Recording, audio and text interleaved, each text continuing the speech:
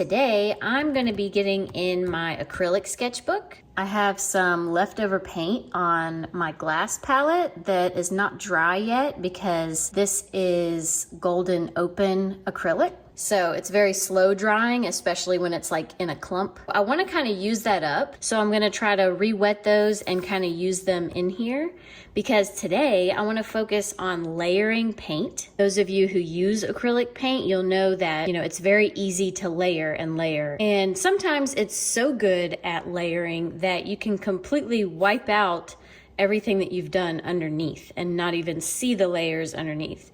So today I want to kind of focus on layering, but keeping the view of all the layers underneath. Does that make any sense? We're going to get a little abstract with it because I'm not necessarily trying to paint anything today. I just really want to work on layering and using the colors and building on top of each other and figuring out what I like about certain things and what I don't. It should be a lot of fun. I'm super excited about it. Hopefully you are too. And I'm just gonna get started. Who knows, I might turn it into something at the end.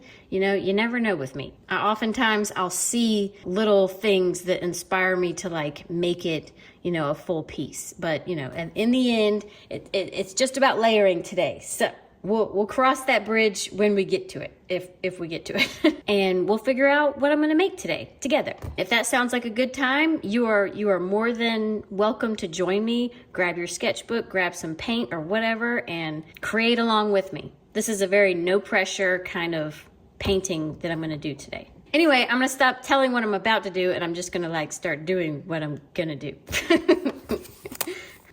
Okay, I think to start with, I'm gonna start on this side of the page with the open acrylics because in case they don't dry fast enough, I'm not setting my arm in it on accident. So what I'm gonna do is I'm actually gonna turn it around just to start with. And a lot of this is probably gonna be very thin down, which is a good thing. It means it'll dry faster. And I definitely don't want any clumpiness on here.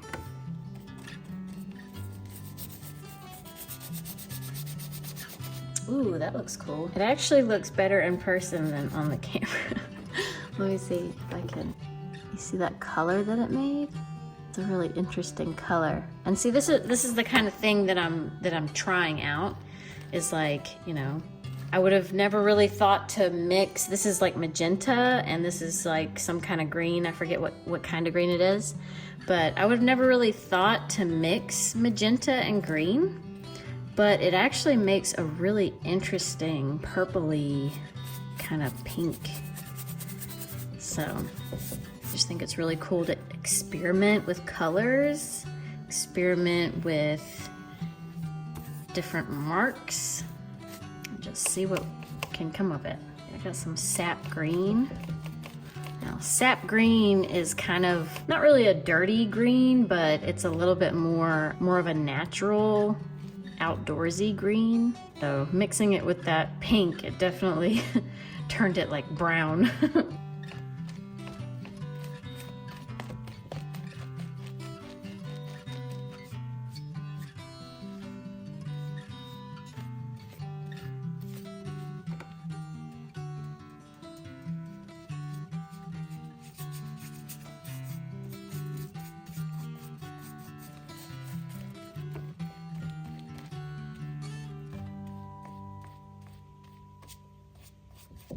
Okay, that's the majority of the paint. As you can see, it's still really wet. So I'm gonna turn it back around. We'll work on this side while that side keeps drying a little bit. And I'm gonna clean this palette off. I'm gonna use just some regular Liquitex Basics acrylic over on this side. And then I'll do on that side and we'll kind of mess around some more. I'm gonna start out with really light colors because that side's really dark. And this is just really good if you've got some colors that you just don't use and you really just want to use them up and have fun and experiment all at the same time. This is like the perfect way to do that because you don't have to feel bad about it, because this is all useful in some way or another. Even if it doesn't turn into anything pretty, it's just the experimenting and learning by doing. The pink and that green, you know, I never would have come up with this color. And I know it's kind of hard for y'all to see. Y'all probably think this is like black or something. But now I know, you know, if I need that kind of weird, deep purpley green color, I know that, you know, blending those two colors is going to make that color now. It's all useful in some way. Let's see. And that's definitely not dry yet. And I've already mixed another color. Initially, when I was going to start this out, I wanted to do like just a square. You know how people do like borders? Do some kind of border in here to where you don't cover up this white space. Let's see if I can not cover up the white space. That'll be a challenge in itself. I love this kind of like purpley green gray. I don't understand how it can be purpley and green at the same time. And see, this one should be able to layer a little bit differently and easier, mostly because this will all be dry in like no time at all. So I'll be able to layer on top of it again. I haven't washed my brush. I'm just kind of mixing all the colors with each other, kind of scrape it away. That's all part of like layering everything, you know. And see, I could cover up that spot right there, but I'm not going to. I'm going to try to leave that because that's all part of the layering that I want to play with.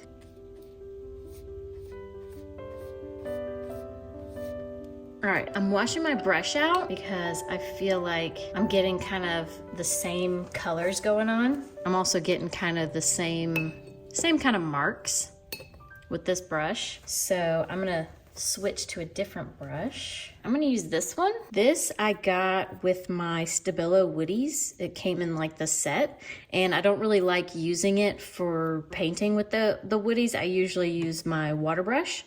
So I'm gonna use this one because I don't really care about messing this up, because it's kind of just a cheap, you know, a cheap throwaway brush that they kind of put in sets like that, just in case you don't have one, which is a good thing. But you know, I'm not gonna use this brush seriously for anything, so it'll be perfect to mess around in here.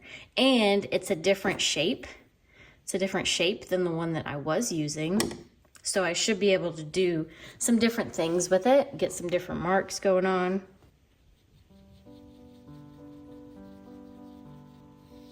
Let's see, this blue right here is kind of transparent. See how it's kind of like see-through? You can see the white page underneath. So like transparent colors like these are really good for layering when you want stuff to show through, because it already shows through regular. Let's see, then if I do this, like you can't see through that like at all.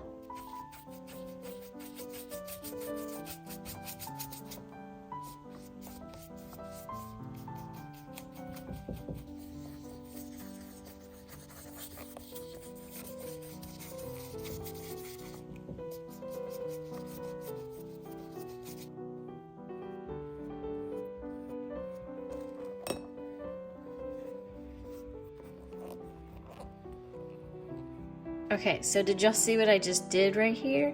If you take the brush and I'm just like turning it, twisting it, and because there's so many like different things on my brush, it's really having this cool effect going on. Just kind of, when you're playing around like this, just watch out for things that happen like this.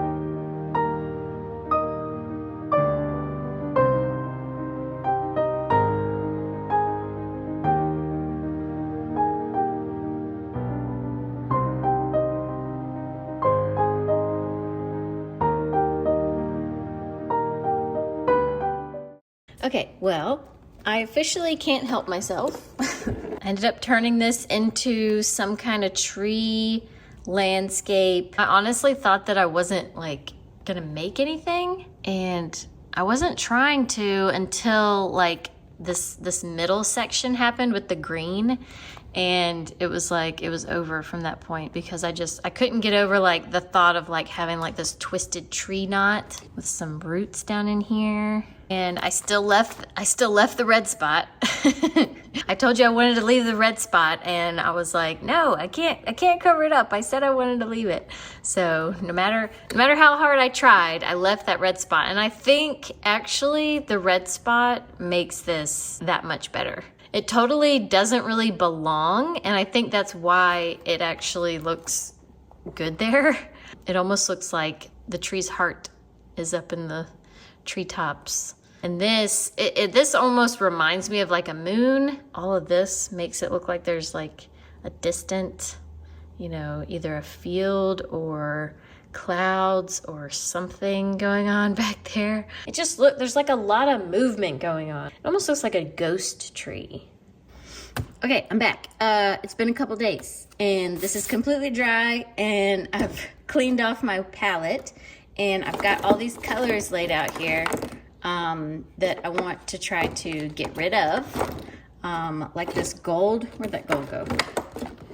There's like a silver and a gold. And I haven't even used this gold at all. Mostly because I don't really like gold. Sometimes you can use gold and it actually looks good. I know some of you out there who are like, I love gold. Gold is amazing. But for those of you who are like, gold is like, meh. You know, you'll see what I mean, which is like, you know, you don't want to use it, but then you use it and then it actually looks halfway decent. Hopefully. I mean, this could be, I don't know what the actual color in here looks like. So it's almost like a yellow, and it's not like, it's definitely not this color gold. But anyway, we're gonna play around with it. This side, it's like, I really like the colors on this side. Something about like the green and then it turning into purpley, blue, green, something, and then the magenta behind it. I don't know, I really like those colors together. So it makes me not want to cover it up. But since we're layering, I can make sure that I keep like pieces of it poking through. That's one of the fun things about like doing intuitive or layering. Not only are you creating something now, but it has the potential to give you ideas for later. All right, I'm gonna paint it upside down just to add some more interesting views to this.